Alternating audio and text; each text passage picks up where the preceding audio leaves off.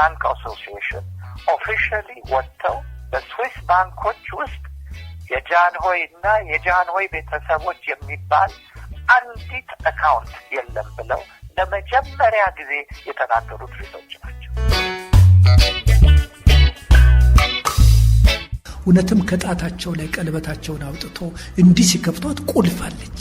በዛች ቁልፍ ያችን ብሪፍኬዝ ከፈቷት። ያቺ ብሪፍኬዝ ውስጥ ስዊዝ አገር የተቀመጠ የገንዘብ ደረሰኞች ስቴትመንቶች የፋንድ ስቴትመንት ያስቀመጡበት ነው የተገኘው። ከንጉሳውያን ቤተሰብ እውነት ያ ሁሉ ቢሊየን ቢኖር ነው የንጉሳውያን ቤተሰብን በዓለም ያለነውን ሁላችንንም እስቲ ተመልከተን የምንኖረው ኑሮ ያ ገንዘብ በእውነቱ ቢኖር ኖሮ ሌላ አይነት ኑሮ አይኖሩም ነበር። ልጆቻቸው ጀምሮ እስከ ልጅ ልጆቻቸው እኛም ዘመዶቻቸው ሌላ ኑሮ አንኖርም ነበር።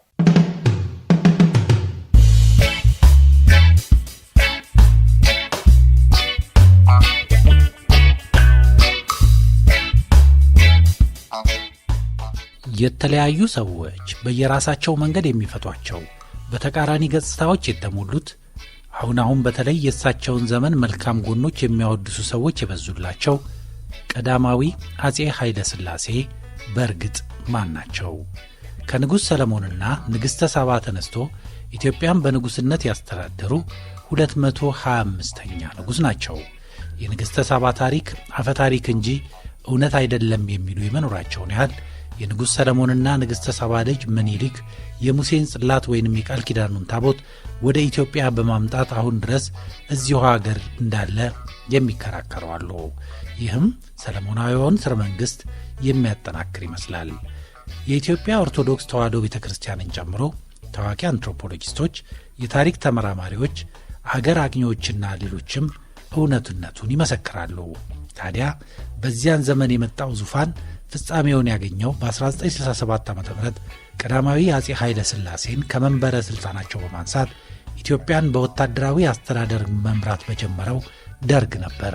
እንደምታስታውሱት ባለፈው ዝግጅታችን የንጉሡን 133ኛ ዓመት ማለትም ሐምሌ 16 ቀን መከበር ምክንያት አድርገን ስለ እኚህ የታሪካችን አንድ አካል የሆኑ በአገር ውስጥም ሆነ ከአገር ውጪ ሰፊ ዕውቅና የነበራቸው ንጉሥ ማቅረብ ጀምረናል።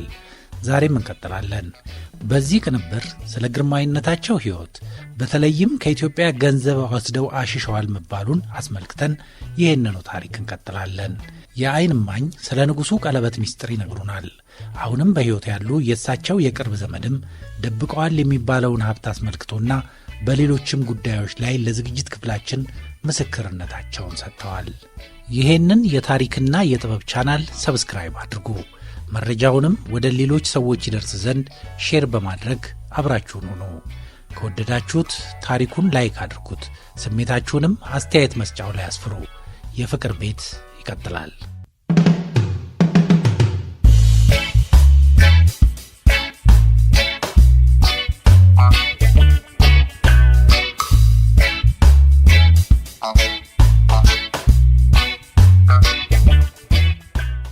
በ1884 ዓ.ም አንዲት ከሰው ርቃ የምትኖር ትንቢት ተናጋሪ ሴት ወደ ሐረር ራስ መኮንን ወይንም መኮንን ወልደ ሚካኤል ጉዲሳ ቤት ትመጣለች። ራስ መኮንን የሐረር ገዢ ነበሩ። ባለቤታቸው በተደጋጋሚ እርግዝና እየከሸፈባቸው መጸነስ አልቻሉም።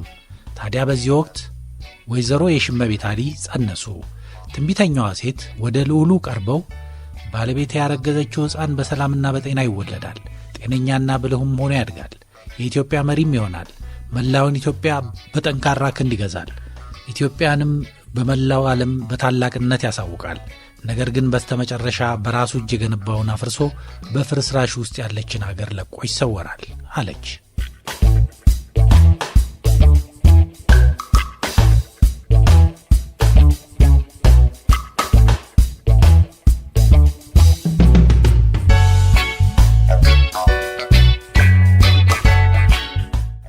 በእርግጥ ይህ አጭር ቀጭን ኩሩ ፊትና ግርማ ሞገስ ያለው እንዲሁም ኢትዮጵያን 60 ዓመታት ለሚጠጋ ጊዜ የመራ ሰው ማን ነው?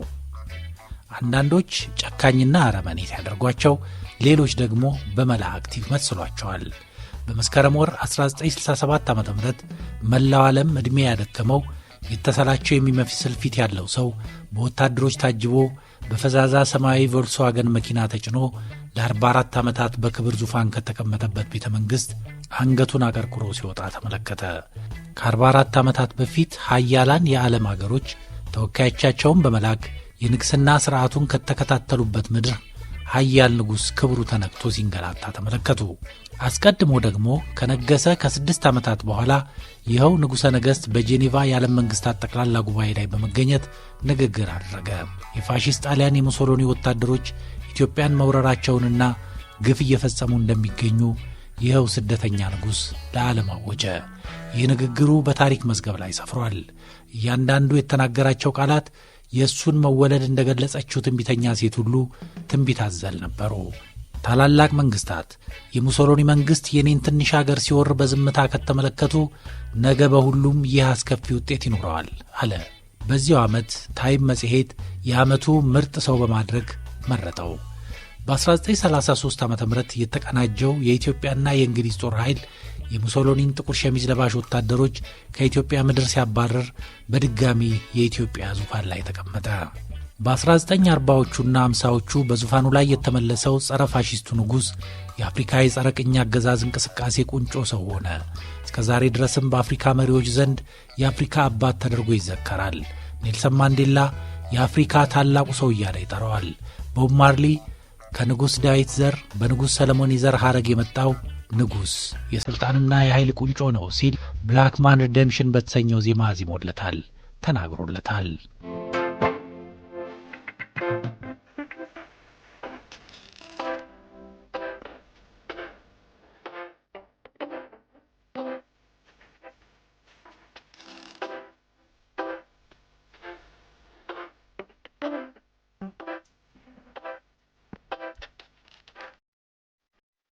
በመላው ዓለም እንደሚገኙ ሌሎች ራስ ተፈሪያኖች ሁሉ ቦብ ማርሌይም በኃይለ ሥላሴ ውስጥ እንደገና የተወለደውን ነቢይ አይቷል።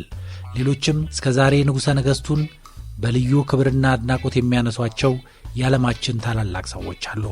የፖላንዱ ጋዜጠኛ ዘ ኤምፔረር በተሰኘው መጽሐፉ ስብናቸውን አግዝፎ በሳል ጠቢብና ኢትዮጵያን ወደ ዘመናዊነት ያሻገሩ እንደሆኑ አስፍረዋል። በእርግጥ ንጉሠ ነገሥቱ ኢትዮጵያን ወደ ምዕራባውያን ዘመናዊነት ለማሻገር ጥረዋል። በርካታ ኢትዮጵያውያን ተማሪዎችን ወደ ምዕራብ አውሮፓና አሜሪካ እንዲሁም ሌላው የዓለም ክፍል በመላክ ያዩትን ስልጣኔ እዚህ ሀገርም የተገብሩት ዘንድ ሙከራ አድርገዋል።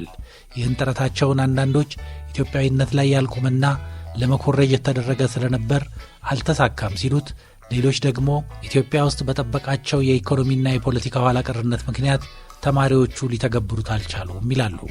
በዚህ ውጤት ግን እነዚህ የአገሪቱን ጊዜና ገንዘብ መድበው ኢትዮጵያን ያሰለጥናሉ ያሏቸው ተማሪዎች ወደ ጎዳናዎች በመውጣት ተቃወሟቸው። ከዙፋኑ ላይ ከመነሳታቸው 1 ዓመት አስቀድሞ በመኸር ወቅት የተራቡና የወደቁ በ10 ሺህ የሚቆጠሩ የወሎና ትግራይ ሕፃናት ምስል በመላው ዓለም ቴሌቪዥን ተሰራጨ። ለመሆኑ ኃይለ ሥላሴ ማን ናቸው? ሁሉም ማለት በሚቻል ደረጃ እኚህን በመጠን ትንሽ የሆኑ ንጉሥ በአካል ያገኙ ሰዎች ከገጽታቸው በሚያፈልቁት አስገራሚ ሞገስና ጸጋ ይደመማሉ። ለበርካታ ዓመታት የግል ሐኪማቸው የነበሩት ፈረንሳዊው ሐኪም ዶክተር ሳሳርድ እያንዳንዱ ከእሳቸው ጋር ያደረግኩት ምልልስና ቆይታ የንጉሡን የተለየ ስብዕና ከሰው የተለየ እንደሆነ አድርጌ እንዳስብ ያደርገኛል። በዙሪያቸው ካሉ ባለሥልጣናትም ሆነ ከአገራቸው ሕዝብ የተለዩ ናቸው ሲል ገልጿቸዋል። ከማይንቀሳቀሰው የፊታቸው ገጽታ ላይ በሕይወት ያሉ የሚመስሉት ዐይኖቻቸው ብቻ ናቸው። እጅህ ብልህና ገላጭ ዐይኖች አሏቸው።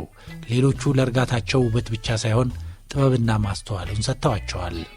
ኪንግ ኦፍ ኪንግስ ዘ ትራምፕ ኤንድ ትራጀዲ ኦፍ ኢምፔረር ኃይለ ሥላሴ ፈርስት ኦፍ ኢትዮጵያን የጻፉትና በፍቅር ቤት ቃለ ምልልስ ያደረጉት ልዑል ዶክተር አስፋወሰን አስራተ ነዋሪነታቸው ጀርመን አገር ነው። የራስ ካሳ ኃይሉ የልጅ ልጅና የአስራተ ካሳ ልጅ ናቸው። እሳቸውም ስለ ንጉሡ ቀዳሚ ትውስታቸውን ሲገልጹ የመጀመሪያው ትውስታዬ በ1948 ዓ.ም የ8 ዓመት ልጅ እያለሁ የገጠመኝ ነው። በኃይለ ሥላሴ ሆስፒታል የሚገኙ የሕክምና ዶክተሮች የፓሮቲድ እጢ ከፍል ቀዶ ሕክምና እንዲደረግልኝ ይወስናሉ። ከሕክምናው ስነቃ መጀመሪያ የተመለከትኩት ንጉሠ ነገሥቱን ነበር። በፊልድ ማርሻል ዩኒፎርማቸው ላይ ካባ ደርበዋል። ከእሳቸው ጎን አያቴ ራስ ካሳና አባቴ ራስ አስራተ ተጨንቀው ቆመው ነበር። ጃንሆይ እጃቸውን ግንባሬ ላይ አድርገው የኔ ልጅ ትንሽ ጠብቅ፣ አይስክሬም በደንብ ትመገባለህ እየሳቁ ይሄን ካሉ በኋላ ወደ ፈረንሳዊ ፕሮፌሰር ሎርዝና ጀርመናዊ ዳይሬክተርና ቀዶ ሕክምና አድራጊ በመራመድ አመሰገኗቸው። በኋላ እንደተነገረኝ ለሐኪሙ ንጉሡ የወርቅ ሳንቲም ሰጡት። ወዳጆቼም የወርቅ ቀለበት አበረከቱለት። እዚያው ሕክምናው ላይ ያለሁ ከሚመጡልኝ የሚበሉና የሚጠጡ ነገሮች መሃል የተለያዩ ጣዕም ያላቸው አይስክሬሞች ይገኙበት ነበር። እነዚህ አይስክሬሞች ይሰሩ የነበረው በስዊዛዊው የንጉሡ ሼፍ ኃላፊ አማካኝነት ከገነተ ልዑል ቤተ መንግሥት ይመጣሉ። ንጉሡ ቃላቸውን አክብረው ላኩልኝ ሲሉ ይገልጿቸዋል።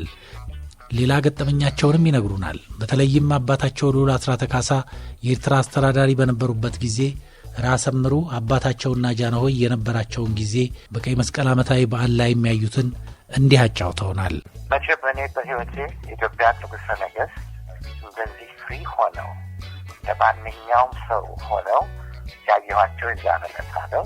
ኤርትራን ለመጎብኘት መጥተው ከዋናው እሳቸው ከሚቀመጡበት ቤተ መንግሥት የአገረ ገዢው የሚቀመጡበት አባቴ የሚቀመጡበት ቤተ መንግሥት ድረስ መጡ እና እዛ የፑል መጫወቻ ገበታ ነበር እና ያንን ሲያዩ አስራት እና ራስ መኮንን እና ራስ እምሩንም ና እምሩ ትዝ ይልሃል ልጅ ኢያሱ ቤት ካራምቦላ ስንጫወት አሏቸው። አዎ ጌታዬ በጣም ትዝ ይለኛል ሲሉ የነበራቸውን ኮት አወለቁና ለአባቴ ሰጡ። አባቴ ለእኔ ሰጠኝ። የጃንሆይን ኮት ይዤን የሳቁ ሁሉም ሶስት ሆነው ፑል መጫወት ጀመሩ። እነዚህ ሶስት ሰዎች አብረው ሲጫወቱ አፄ ኃይለ ሥላሴ የት ሊደርሱባቸው? እንግዲህ በልጅነታቸው የለመዱት ነገር መሆን አለበት። በጥቂት ጊዜ ሶስቱንም አሸነፏቸው፣ ሁለቱንም አሸነፏቸው። በዚያን ጊዜ እኔዛ ክው ብዬ ገባቻለሁ። ያንን የያዝኩትን ኮታቸውን ይዤ ሄጄ ኮቱን አለበስኳቸው። በዛን ለታ ብቻ ነው አፄ ኃይለ ሥላሴን እንደ ማንም ተራ ሰው ራሳቸውን ሲደሰቱ ያየሁት። ሌሎች ሰዎች አይተው ይሆን እና ሁሉ የተጫነባቸው ብዙ ከባድ ሕይወት እንደ ጥቂት ደቂቃም ቢሆን ስተው ሲሄዱ ያየኋቸው እዛ ነገር። የቀይ መስቀል የሚባል በዓል ነበር ድሮ። አሁን እንጃ እስካሁንም ይኖር አይኖር እና በቀይ መስቀል በዓል ዓመታዊ በዓል የሚከበረው ጃን ሜዳ ነበር እና ዳስ ይደረግና ድንኳኖች ብዙ ይተከሉና እያንዳንዱ የውጭ ሀገር መንግስት የዛን ሀገር ስፔሻሊቲ እዛ ያቀርባል እና ያሳያል ኤግዚቢሽን አድርጎና ንጉሠ ነገሥቱ ሁሉንም ይዞራል። ሲዞሩ በየቦታው ሲሄዱ አንዳንድ ስጦታ የሀገሩን ቲፒካል የሆነ ስጦታ ይሰጧቸዋል። አንዳንዴ አሻንጉሊት ሊሆን ይችላል፣ አንዳንድ ጊዜ ሰዓት ሊሆን ይችላል። አሁን እንደ ጀርመኖች ብዙ ሰዓት ይሰራሉ። ኩኩክ የሚባል መንገድ ላይ ግድግዳ ላይ የሚለጠፉ ሰዓቶች አሉ። እንደዚህ የመሳሰሉ ነገሮች እና እኛ ልጆች እሳቸውን ተከትለን እሳቸውን ስንሄድ ከዛ የሚያገኙትን ነገር ዞር ብለው በኋላ ላይ ለእኛ ነው የሚሰጠው እና እሱም በደንብ አድርጎ ያስታውስ።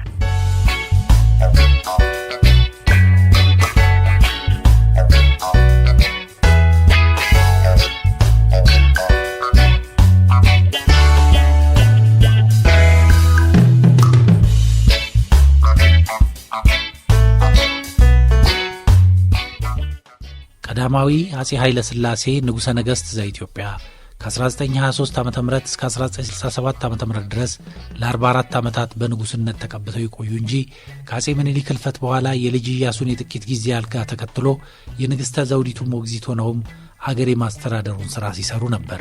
በ1967 ዓ ም ከዙፋናቸው ሲነሱ የደርግ ትልቁ ጉዳይ የነበረው የኢትዮጵያን ሀብት ወርቅና ገንዘብ በውጭ አገር አስቀምጠዋል፣ ስለዚህም ይህ ገንዘብ ወደ ኢትዮጵያ እንዲመለስ ይተባበሩ የሚል ነበር። በእርግጥ እሳቸው እንደሚባለው በስዊስ ባንክ ገንዘብ አስቀምጠው ነበር ወይ? እስከ 11 ቢሊዮን ዶላር የሚገመት ገንዘብ ስዊስ ባንክ ውስጥ ነበራቸው ወይ?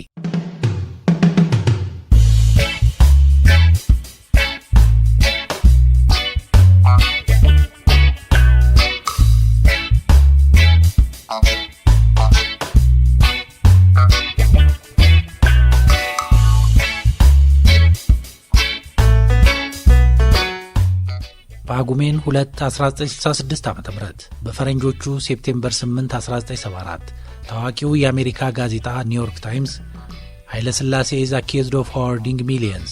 ኃይለ ሥላሴ በሚሊዮን የሚቆጠር ዶላር ከሀገር በማሸሽ ተከሰሱ የሚል ዜና በፊት ገጹ ይዞ ወጣ። ቀዳማዊ አፄ ኃይለ ሥላሴና ቤተሰባቸው በርካታ ሚሊዮን ዶላር በስዊስ ባንክ ደብቀዋል ሲል መንግስታዊው ሳምንታዊ ጋዜጣ ከሰሰ። እንደ ጋዜጣው ይህ ገንዘብ ንጉሠ ነገሥቱ በሕገወጥ መንገድ የኢትዮጵያን ሕዝብ በመበዝበዝ ያገኙት ነው። ይህ በኢትዮጵያ ማስታወቂያ ሚኒስቴር ስር የሚታተመው ሳምንታዊው የዛሬቱ ኢትዮጵያ ጋዜጣ በርዕሰ አንቀጹ ላይ ነው የንጉሡን ክስ ያስነበበው ይላል የኒውዮርክ ታይምስ ዘገባ። በዚህ የኒውዮርክ ታይምስ ዘገባ ዓለም ጆሮውን ከፍቶ በኢትዮጵያ ያለው የለውጥ ሂደት የሚያመራበትን አቅጣጫ በጥርጣሬና እርግጠኛ ባልሆነ ስሜት ይከታተለው ጀመር። ይህ ከሆነ ከ38 ዓመታት በፊት የጣሊያንን ወረራ ተከትሎ ንጉሠ ነገሥቱ ወደ እንግሊዝ በስደት ሲሄዱ ይኸው ጋዜጣ የጣሊያን መንግስትን ባዶ ካዝና ተረክብ ያለው ዘገባ እትም አሰራጭቷል። ሰኔ 6 ቀን 1928 ዓ.ም በኒውዮርክ ታይምስ ለንባብ በበቃ ዘገባ ንጉሠ ነገሥቱ በባንክ የሚገኘውን የወርቅ ክምችት ግምቱ 1.5 ሚሊዮን ስተርሊንግ ፓውንድ ወስደው ሄደዋል የሚል ዜና ወጥቶ ነበር። በወቅቱ ንጉሡ በእንግሊዝ አገር ቆይታቸው ተቸግረው የግል መገልገያዎቻቸውን ማንኪያና ሹካ ሳይቀር በመሸጥ ጊዜውን ስለ መግፋታቸው ማስረጃዎች ስለነበሩ የጋዜጣውን ዘገባ ሙሉ ለሙሉ ትክክለኛነት ብዙዎች ተጠራጠሩ። በ1967 ዓ.ም ታህሳስ ወር ላይ ደግሞ ይኸው ኒውዮርክ ታይምስ ጋዜጣ ኢትዮጵያ የኃይለ ሥላሴ ሀብት እንዲመለስ ጠየቀች በሚል ርዕስ አንድ ዘገባ ወጣ። ህዳር 27 ቀን በታተመው በዚሁ ጋዜጣ ላይ ከአንድ ውስጥ አዋቂ ጣሊያናዊ ያገኘው መረጃ እንደሆን ጠቅሶ ንጉሠ ነገሥቱ ይዘው ከአገር ከወጡት ቅርሶች ጋር የኢትዮጵያ ባንክ ውስጥ ያለ የወርቅ ክምችት ይገኝበታል። እንደዚህ ምንጫችን ይህ ሀብት ወደ 1.5 ሚሊዮን ስተርሊንግ ፓውንድ ይገመታል ሲል ያትታል። ነገር ግን ንጉሠ ነገሥቱ በእንግሊዝ ባዝ ከተማ በነበራቸው የ5 ዓመታት ቆይታ የገንዘብ እጥረት ገጥሟቸው የግል መገልገያ ዕቃዎቻቸውን እስከ መሸጥ መድረሳቸውን መረጃዎች ያመለክታሉ። ቀዳማዊ አፄ ኃይለ ሥላሴ ከኢትዮጵያ ውጭ ሆነው በዲፕሎማሲው ዘርፍ ለመታገል በእስራኤል አድርገው እንግሊዝ አገር ከገቡ በኋላ የኖሩት ከለንደን 185 ኪሎ ሜትሮችን በምትርቀው የባዝ ከተማ ውስጥ ነበር። ከዋና ከተማው ለንደን ከራቁበት ምክንያቶች አንዱ ለኑሮ ያልተወደደ ቦታ መፈለጋቸው እንደነበር ልዑል ዶክተር አስፋወሰን አስራተ ካሳ ኪንግ ኦፍ ኪንግስ በተሰኘው መጽሐፋቸው ላይ አስፍረዋል። ባዝ ውስጥ የገዙትና ፌርፊልድ ሃውስ የተሰኘው ቤት ግዢው 3500 ፓውንድ ስተርሊንግ እንደነበር ደግሞ ፌርፊልድ ሃውስ ድረገጹ ላይ ይገኛል። በዚህ ቤት በወቅቱ ንጉሡና ባለቤታቸው አብረዋቸው የተጓዙት በጊዜው የውጭ ጉዳይ ሚኒስትር የነበሩት ብላቴን ገታ ህሩይ ወልደ ሥላሴ፣ አንዲት ጸሐፊና አንድ መነኩሴ፣ ራስ ካሳና ልጃቸው ልዑል አስራተ ካሳ ይኖሩበት ነበር። ልዑላኑ የንጉሡ ልጆች አስፋወሰንና መኮንን ሊቨርፑል ዩኒቨርሲቲና በርክሻየር የሚገኘው ሄሊንግተን ኮሌጅ ትምህርት ላይ ሆነው ለረፍት ይመጡበት ነበር። የራስ ካሳ ልጅ አስራተ ካሳም በአቅራቢያው በሚገኘው ኮምቤ ትምህርት ቤት ትምህርታቸውን እየተከታተሉ ነበር። ሌላዋ የንጉሡ ልጅ ልዕልት ፀሐይ ወርቅ በለንደን በሚገኘው ግሬት ኦርሞንድ ስትሪት ሆስፒታል የነርስነት ሥልጠና እየወሰደች ነበር። የቤት ውስጥ ሥራ የሚያከናውኑ አገልጋዮችም ከንጉሡ ጋር በዚሁ ቤት ውስጥ ይኖሩ ነበር። በገነተ ልዑል ቤተ መንግሥት ከለመዱት ሕይወት አንጻር ምቾት ያለው አኗኗር እየኖሩ አልነበረም። እነዚህን ሰዎች ለማስተዳደርም የገንዘብ እጥረት እንደነበረባቸው ስለሳቸው የተጻፉ መጽሐፍት ላይ ሰፍረዋል። ንጉሡም ሕይወቴና የኢትዮጵያ እርምጃ በሚል በራሳቸው ሕይወት ታሪክ ዙሪያ ባሳተሙት መጽሐፍ ላይ ይሄንኑ አብራርተዋል። ከፍተኛ የገንዘብ እጥረት ገጥሟቸው እንደነበር፣ ከሀገር ሲወጡ አንዳንዶች የአገሪቱን ሀብት ይዘው ወጥተዋል የሚል ሐሜት ያናፍሱ እንደነበርም ገልጸዋል። ይህ ግን ፍጹም ውሸት መሆኑንና በቅርብ የሚያውቋቸው ባዝ ውስጥ በነበራቸው አኗኗር እውነቱን ሊመሰክሩ እንደሚችሉ አስፍረዋል። በዓለም መንግስታት እገዛ በፍጥነት ወደ አገር ቤት እንመለሳለን ብለው ስላሰቡ ለጊዜው የሚያስፈልጋቸውን ብቻ ይዘው ስለመውጣታቸውም አብራርተዋል። በወቅቱ ይዘው የወቅቱትም ቶሎ እንዳለቀባቸው ጽፈዋል። በእርግጥም የእንግሊዝ ውጭ ጉዳይ መስሪያ ቤት ከኢትዮጵያ ወደ እንግሊዝ ይዘው የገቡትን ሀብት አስመልክቶ ሪፖርት አውጥቶ ነበር። ንጉሠ ነገሥቱ ወደ እንግሊዝ አገር ሲገቡ በጥሬ ገንዘብ፣ በወርቅ፣ በብርና በጌጣጌጥ ይዘው የገቡት 25,000 ስተርሊንግ ፓውንድ ብቻ መሆኑም በዚሁ ሪፖርት ተገልጿል። እንደ ውጭ ጉዳይ መስሪያ ቤቱ ሪፖርት ይሄ ገንዘብ የሳቸውና የቤተሰባቸውን ኑሮ ለመግፋት ብቻ ሳይሆን ለአማካሪዎቻቸው ደሞዝ፣ ወደ ጄኔቫ ላደረጉት ጉዞ የሚያስፈልገውን ወጪ፣ ለፌርፊልድ ቤት ግዢ ሁሉ ተጠቅመውበታል። ከመጀመሪያው ዓመት በኋላ ይህ ገንዘብ አለቀ። የእንግሊዝ መንግሥት ምንም አይነት የገንዘብ ድጋፍ አላደረገላቸውም። ግለሰቦችና እንደ አቢሲኒያ አሶሴሽን የመሳሰሉ ተቋማት የገንዘብ እርዳታ ለማሰባሰብ ሞክረዋል። ነገር ግን ብዙ ሊያገኙ አልቻሉም። እንደ ልዑል ዶክተር አስፋውሰን ኪንግ ኦፍ ኪንግስ መጽሐፍ አንድ የእንግሊዝ የፊልም ኩባንያ ኤስኬፕ አንደር ከቨር ዳርክነስ የተሰኘና የእሳቸው ሕይወት ላይ የሚያተኩር ፊልም ላይ እንዲሳተፉ የ100,000 ፓውንድ ስተርሊንግ ክፍያ አቅርቦላቸው እሱንም በትህትና አልተቀበሉትም። ይህንን የገንዘብ እጥረታቸውን ለማስወገድም የባለቤታቸውን የእቴጌ መነን ጌጣጌጦችና የምግብ ማቅረቢያና መገልገያ ዕቃዎችን ለመሸጥ ተገደዋል። የንጉሱን የገንዘብ እጦት የተመለከተው የእንግሊዝ መንግስት ለጣሊያኑ ንጉሥ ዕውቅና በመስጠት የጡረታ አድርጎ ወይንም የገንዘብ እገዛ እንዲያደርግላቸው ጠየቀ። ነገር ግን ይህ የኢትዮጵያን ሉዓላዊነትና የንጉሠ ነገሥታቸውንም ክብር የሚዳፈር ስለሆነ አልቀበልም ሲሉ መለሱ። በሰኔ ወር 1930 ዓ.ም የንጉሱን የገንዘብ እጥረት ለማቃለል አንድ በጎ ፈቃደኛ ግለሰብ የ10,000 ፓውንድ እርዳታ ለገሳቸው። ከዚህ ውስጥም ወደ 500 ፓውንድ ለንጉሱ በየ3 ወሩ ይሰጣቸው ጀመር። እነዚህን እውነታዎች ስንመለከት የኒውዮርክ ታይምስ ጋዜጣ ሰኔ 1928 ዓ.ም ንጉሱ 1.5 ሚሊዮን ፓውንድ ስተርሊንግ የሚያወጣ ንብረት ይዘው ወደ እንግሊዝ ሀገር አምርተዋል በሚል ያወጣውን ዘገባ ብዙዎች በጥርጣሬ እንዲመለከቱት አድርጓል። ስለዚህም በታህሳስ ወር ከደርግ መግለጫ ወስዶ ማተሙንም ሙሉ ለሙሉ ዓለም ሊቀበለው አልቻለም። ምክንያቱ ደግሞ የተአማኒነት ጥያቄ ማስነሳቱ ነበር። በእርግጥ ቀዳማዊ አፄ ኃይለ ሥላሴ በስዊስ ባንክ በቢሊዮን የሚቆጠር ዶላር አስቀምጠው ነበር ወይ? በኢትዮጵያ ጋዜጠኝነት ሙያ ውስጥ ትልቅ አሻራ ያላቸውና በወቅቱ በኮሎኔል መንግስቱ ኃይለማርያም በተቋቋመው የጸረ ምዝበራ ኮሚሽን ውስጥ የነበሩት ዶክተር ንጉሴ ተፈራ ስለ ንጉሱ የጣት ቀለበትና የስዊስ ባንክ ሚስጥር ለዝግጅት ክፍላችን ያሉን ነበረ። ንጉሱ ስዊስ ባንክ አዲስ አበባ ዩኒቨርሲቲ ለአንድ ወር የቆየ ሊቀመንበሩ የከፈቱት የመጀመሪያው የሀገሪቱ የምዝበራና የብኩንነት ኤግዚቢሽን ነበር። የንጉሱ የጣታቸው ቀለበትም አብሮ ለኤግዚቢሽን የቀረበ ነው። ያ የጣታቸው ቀለበት ማለት ምን ማለት ነው? ስዊስ አገር ገንዘብ እንዳስቀመጡ ይታወቃል። ምንም ሰነድ አልተገኘም።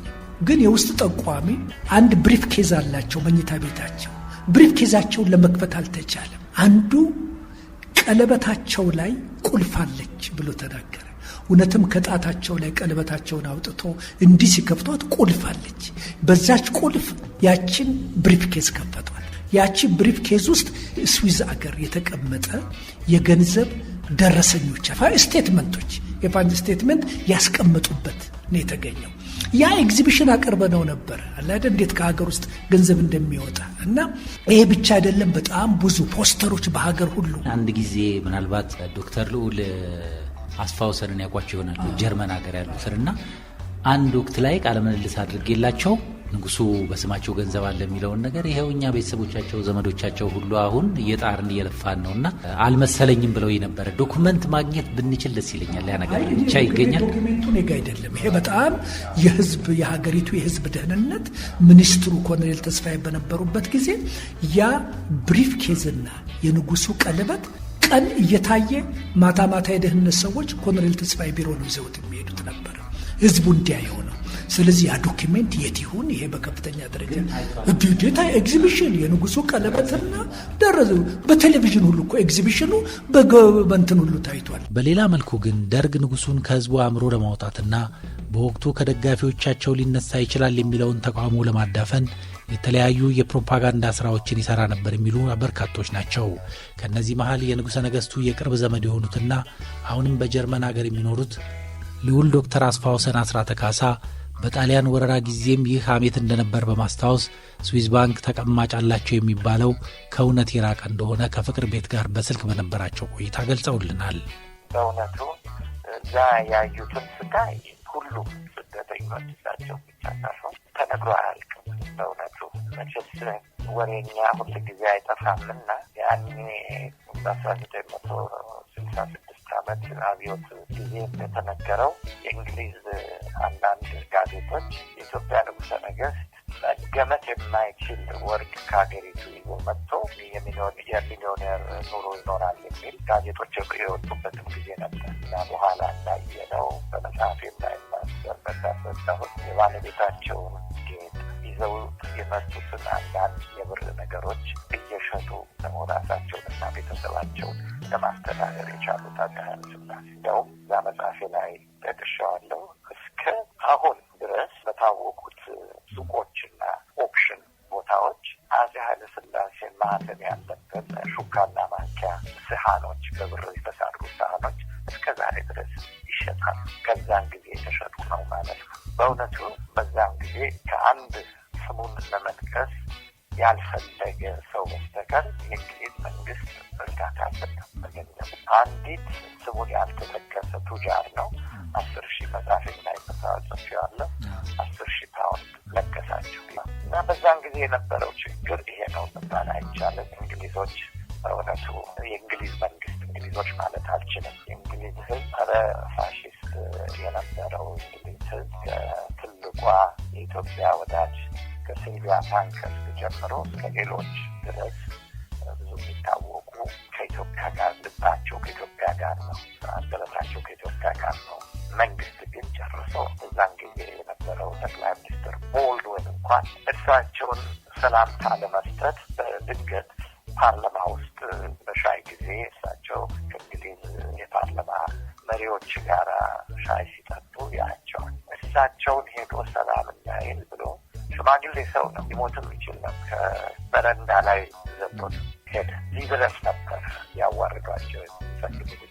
የኑሮ ሁኔታቸውን ካነሱ አይቀር እንደሚያውቁት አፄ ኃይለሥላሴ በደርግ በግድ ማለት በሚቻል ሁኔታ ከስልጣናቸው ተነስተው ከተገደሉ በኋላ በተለይ የሚወጡ የተለያዩ ጽሁፎች፣ መጽሐፍ እንደዚሁም ደግሞ በተለያዩ በቴሌቪዥንም በሬዲዮንም ሲነገር የነበረው አፄ ኃይለሥላሴ እጅግ በቢሊዮን የሚቆጠር ገንዘብ በስዊስ ባንክና ሌሎች ባንኮች እንዳሏቸው እንዲሁም የተለያዩ ጌጣጌጦችንም በብዙ ሚሊዮን ዶላር የሚቆጠር የተለያዩ የውጭ ሀገር ባንኮች ውስጥ እንዳሉ ይነገር ነበረ። ነገር ግን በእርሶ መጽሐፍ ላይ እርሶ በጣም እርግጠኛ የሆኑት ነገር እዛ የሚባለው ነገር ፍጹም የተጋነነ እንደሆነና እሳቸው ግን እንደውም በስተመጨረሻ ላይ አንድ የእሳቸው የግል ጸሐፊ በእንግሊዝ ሀገር ባላቸው አካውንት 22,000 ፓውንድ ብቻ እንዳላቸው እንደገለጸላቸው ያን ዶክመንት እንዳዩ ገልጸዋል። እና ምን እርግጠኛ ያደረጉት? እስቲ አሁን በብዙዎች ዘንድ አሁን የሚታመነው አፄ ኃይለሥላሴ ብዙ ገንዘብ በውጭ ባንክ አስቀምጠዋል የሚለው ነው እና ግልጽ እንዲሆን ይግለጽልኝ። አንደኛ እንደዛን ያህል ፎሬን ካረንሲ የመጨረሻው ዘራፊ የሆነ መንግስት እንኳን ቢሆን እንዴት አድርጎ ነው ኢትዮጵያ በዛን ጊዜ በነበራት ኢኮኖሚ ወደ ውጭ ሀገር ማውጣት የሚቻለው? በ1966 ዓመተ ምህረት የመጨረሻው የንጉሠ ነገስቱ ባጀት በልጅ እንዳልካቸው ጠቅላይ ሚኒስትርነት ጊዜ 850 ሚሊዮን የኢትዮጵያ ብር ነበር። በአሜሪካን ዶላር ያሱን ከተከፋፈለ 250 እንበለው 250 ሚሊዮን የአሜሪካን ብር ማይሆን እንደዛ አይነት ኢኮኖሚ እንዴት አድርገህ ነው የመጨረሻው ዘራፊ ብትሆን በውጭ ካረንሲ ወደ ውጭ ሀገር ለማስተላለፍ የምትችለው? ምን ኢትዮጵያ የምታመርተው ነገር ነበር ወደ ውጭ ኤክስፖርት አድርጋ በዛን ፎሬን ካረንሲ ለማግኘት የምትችልበት? ከየት ይመጣል? በዛን ጊዜ የነገርኩ ያሁን ቃል የአንድ የኢትዮጵያ ንጉሠ ነገስቱ መንግስት 1 ቢሊየን የኢትዮጵያ ብር እንኳን የማይሞላ ባጀት ነበር። ሁለተኛ ስዊስ ሀገር በህይወታቸው አድርገው የማያውቁትን በሰባዎቹ ዓመታት የስዊስ ባንክ አሶሲዬሽን ኦፊሻሊ ወጥተው በስዊስ ባንኮች ውስጥ የጃንሆይ እና የጃንሆይ ቤተሰቦች የሚባል አንዲት አካውንት የለም ብለው ለመጀመሪያ ጊዜ የተናገሩት ሪሶች ናቸው። ለምን ለሌሎቹ በደስታ እየወጡ ተናገሩ? የነ ፊሊፒኖች ይህንን ያህል ገንዘብ አለ እየተባለ ከነሱ ጋር ግማሹን ለመንግስት እየመለሱ አድርገውታል። መንግስቱ ኃይለማርያም ብዙ ሰዎች ልኮ ነበረ ይህንን እንዲያጣሩለት። ለምንድን ነው ከተላከ በኋላ ያ ሁሉ ከተገነባ ይሄ በየጋዜጣው ከወጣ በኋላ ለምንድን ነው ለኢትዮጵያ ህዝብ መልሱ ያልተሰጠው? ባዶ ሆኖ ስላገኙት ነው። ለሙሸት ስለሆነ ነው። ሶስተኛ ከንጉሳውያን ቤተሰብ እውነት ያ ሁሉ ቢሊየን ቢኖር ኖሮ የንጉሳውያን ቤተሰብን በዓለም ያለነውን ሁላችንም ተመልከተን የምንኖረው ኑሮ ያ ገንዘብ በእውነቱ ቢኖር ኖሮ ሌላ አይነት ኑሮ አይኖሩም ነበር። ልጆቻቸው ጀምሮ እስከ ልጅ ልጆቻቸው እኛም ዘመዶቻቸው ሌላ ኑሮ አንኖርም ነበር። እየሰራ በራሳችንን እዚህ ባፈራነው ገንዘብ ነው የምንተዳደር። የኢትዮጵያን ህዝብ ለማታለል የተሰራ የኔ ወንድም ጌትነት፣ የእኛ የሁላችን ጌትነት ሀገር እስካለ ጊዜ ነው። ኢትዮጵያ በነበርንበት ጊዜ የእኛን ጌታ የሚያሰኘን ከሌላው ኢትዮጵያ ህዝብ የሚለየን የመሬት ይዞቻችን ነው። እርግጥ 90% የነበረው የመሬት ይዞታ በንጉሠ ነገስቱ፣ በንጉሳውያን ቤተሰብ፣ በመሳፍንቱ እና በቤተ ክርስቲያን እጅ ነበር። የማይጠረጠር ነገር ነው። ነገር ግን እንደምታውቀው መሬትም ይዘህ ልትሆን አትችልም። ወደ ሌላ ሀገር። ስለዚህ ያንተ ጌትነት አገር እስካለ ድረስ ነው። ያችን ስትነጠቅ ያንተ ጌትነት ይጠፋል።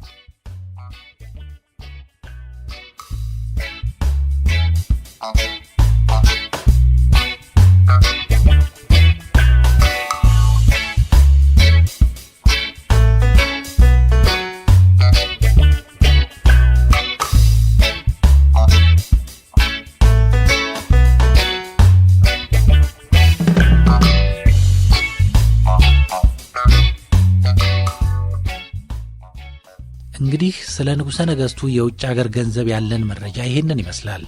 ደርግ የከሰሳቸው ከ11 ቢሊዮን ዶላር በላይ የአገሪቱን ሀብት ዘርፈው በስዊዝ ባንክ አስቀምጠዋል በሚል ነበር። ለረጅም ጊዜ ያቆያቸውም ሆነ እሳቸውንም ሆነ ዘመዶቻቸውንና ከፍተኛ ባለሥልጣኖቹንም በዚሁ ምክንያት አንገላቷል። ከዚህ በኋላ አያስፈልጉንም ብሎ ባሰበበት ወቅት ደግሞ ገድሎ አስከሬናቸውን ለመደበቅ አልሳሳም። ነገር ግን ስለ ቀዳማዊ አፄ ኃይለ ሥላሴ እስካሁንም ሚስጥር ሆነው የቆዩ የግል ሕይወትና የመሪነት ዘመን እውነቶች አሉ። በሌላ ዝግጅት እንመለስባቸዋለን። ንጉሡ በእርግጥ ከአዲስ አበባ ውጭ ሄደው ለሰይጣን ይገብሩ ነበር ወይ? የዚህንና ሌሎችንም በሕዝቡ ዘንድ ይሰራጩ የነበሩ የሐሜት ወሬዎች መረጃዎችን አጣቅሰን እንመለሳለን። እስከዚያው ከፍቅር ቤት ጋር በመወዳጀት ሰብስክራይብ አድርጉን። ለሌሎችም መረጃውን ለሚፈልጉ ኢትዮጵያውያን አጋሩ። ላይክና ኮሜንትም አትርሱ። እስካሁን አብራችሁን ስለነበራችሁ እናመሰግናለን። ሰላም ቆዩን።